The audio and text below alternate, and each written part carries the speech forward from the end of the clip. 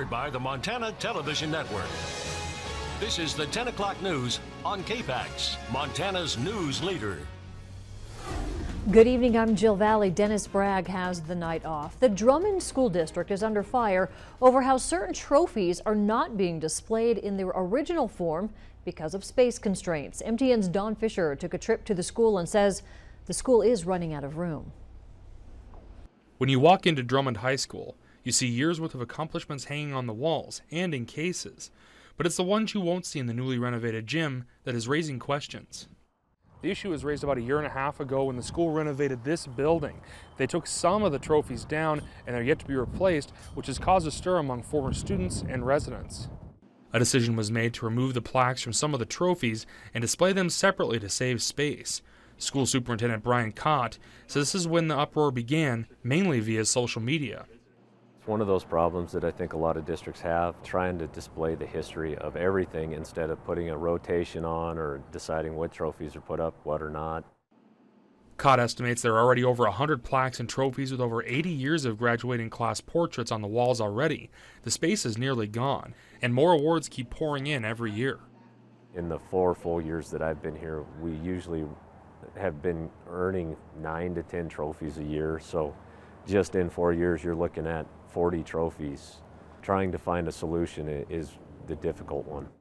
Cott says they are seeking other alternatives as they weren't happy with the most recent arrangement, and obviously the public wasn't either. There are working on some other options because initially the first idea did not turn out the way it should and the way it should respect everybody. There's been thoughts and different ideas thrown around. We're hoping to piece something together to where we can have and present to fully honor the history and the accomplishments of coaches, athletes, and the community of Drummond.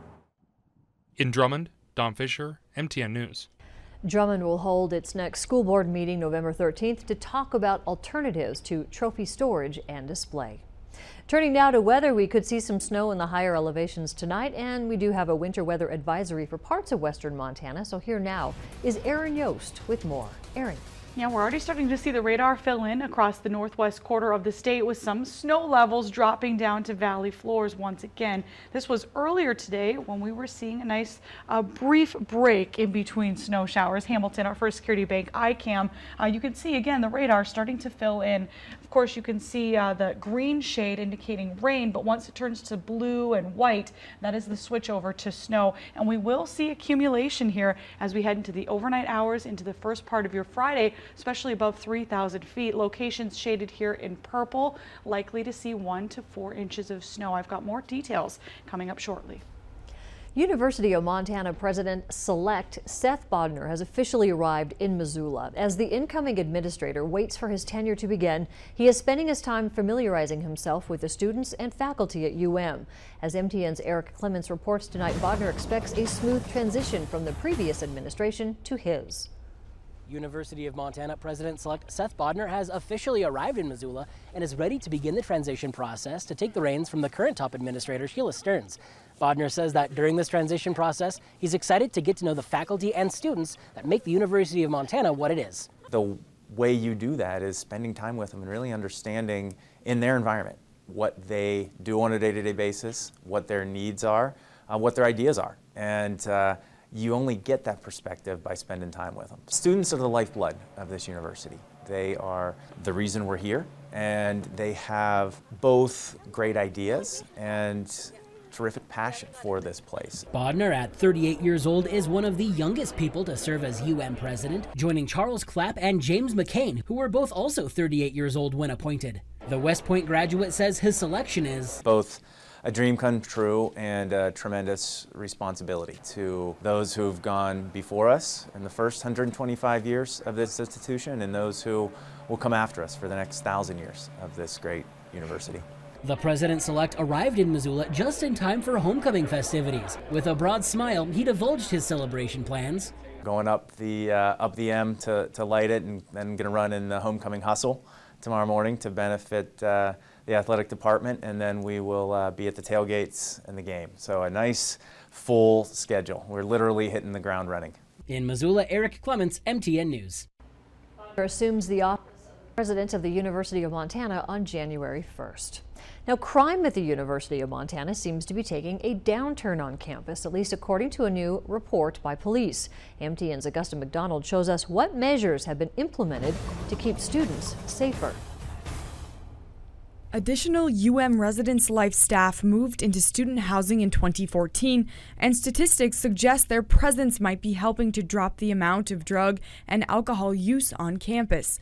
They added several full-time area coordinators to oversee each of the buildings. So we're now in our 4th year of those positions, and having a person in the building that can follow up quickly with students in respect to violations or helping them if they're struggling with particular issues, I think has helped in regard to the drop in alcohol and drug violations in our residence halls. Liquor law violations on campus cut in half from 2014 to 2015, dropping from 417 to 215.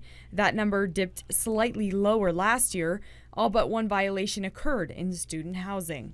Even as the number of substance use violations went down, another statistic almost doubled. The number of rapes reported increased, but officials say that might actually be a good thing. UMPD fully implemented a new sexual assault investigation policy in 2015 to comply with an agreement they made with the Department of Justice after that agency investigated issues with UM's handling of sexual assaults. It's something that we expected when we initially began creating policies around sex assault investigation, and the independent reviewer and Department of Justice people that we were working with on that all informed us that a rise in reporting would be indicative of better public trust. In 2014, there were 11 reports of rape on campus. In 2015, 2 reports, and in 2016, 22 reports.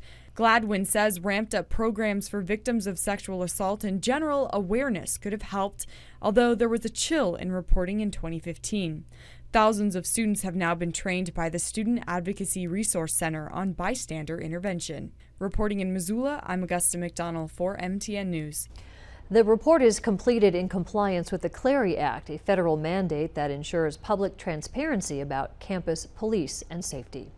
Senator Jon Tester is still waiting for his colleagues to schedule a hearing on the proposed Blackfoot-Clearwater Stewardship Act, more than a month after submitting a formal request to advance that legislation. Tester introduced the act last February, a proposal to protect 79,000 acres lying in the headwaters of the Blackfoot River. The tract lies just outside the Bob Marshall Wilderness. But this act isn't just a wilderness set-aside. It would also establish multi-use trails, open more than 2,000 acres for snowmobiling, protect nearly 4,000 acres for mountain biking with allowances for selective timber operations. The bill has a broad coalition of support, and in early September, Tester asked the chair of the Energy and Natural Resources Committee, Alaska Senator Lisa Murkowski, and ranking member Senator Maria Cantwell of Washington to schedule a hearing on the act. Montana Senator Steve Daines also serves on that committee, but despite the broad support, no hearing has been set yet. It was 25 years ago this week the captivating short story, A River Runs Through It, debuted on the big screen, with director Robert Redford lovingly translating the McLean family story to film. Now, although it wasn't filmed in Missoula, the movie helped to complete the local legacy the novella had introduced. As for Norman McLean's grandson, this year marks not only the anniversary of a personal tale of Western Montana life, but a reminder of the value of the Blackfoot Stewardship Act. Dennis Bragg reports. A few weeks ago, before the summer fire smoke choked the Blackfoot Valley, the Montana Wilderness Association invited supporters of the Blackfoot Stewardship Act to see how protections on the headwaters are so critical for this legendary river. Setting off from Corrix River Bend, we floated past the canyon where Norman McLean, his brother Paul, and father shared that remarkable last fishing trip. It's a place where Montana seems more poetic, more thoughtful, and a state that encourages deep thinking. But McLean's grandson, along for the float, says for him it's a place where memories and the technique of Norman's four-count rhythm mingle with his own experience. I think what my goal is when I'm out here is to get to a point where I'm clean of thoughts and just experiencing the moment. But there's never there's never a time when my grandfather's spirit's not near my heart when I'm fishing. And he had all sorts of rules about how to do it, and many of them I obey, and not all of them, but he informs everything I do out here. Most of what I know about the foundations of my understanding of wild places and rivers and fishing knots and rods, he planted most of those seeds, and my parents, with him. So yeah, it all connects together into one thing, and it's my history and his history and this place. It all becomes one thing. The interesting thing about experiencing the Blackfoot or any of these other special places in western Montana is how that experience becomes your own. While you can build upon the legacy of someone like Norman McLean, it's all about finding your own way and your own depiction of these special places. Snyder sees his 9-year-old son and his nephew discovering the Blackfoot for themselves. They're having the same experience my brother and I had, and my grandfather and his brother had. And there is a continuity, there's a shared experience, there's a truth in it. It's that unique ecosystem supporters say the act would enhance, preserving not only these lower reaches of holes and riffles, but the upper headwaters. They're cold, clear mountain streams that are great fisheries habitat, and a lot of these fluvial west slope cutthroat and bull trout will migrate up through the river systems into those smaller tributaries to reproduce.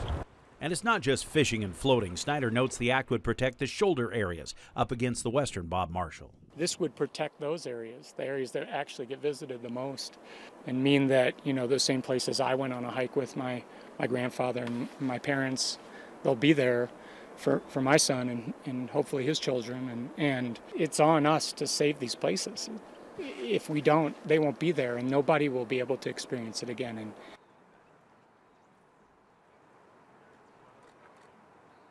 That was Dennis Bragg reporting, and wouldn't it be nice to have another couple of days just like what we just saw in that story? Not to be, though. Another wave of moisture is moving in overnight. Aaron has the latest on the winter weather advisories. Plus, the fight continues in the air and on the ground in California, where those fires continue to burn. Now 30 people are dead. The latest still ahead.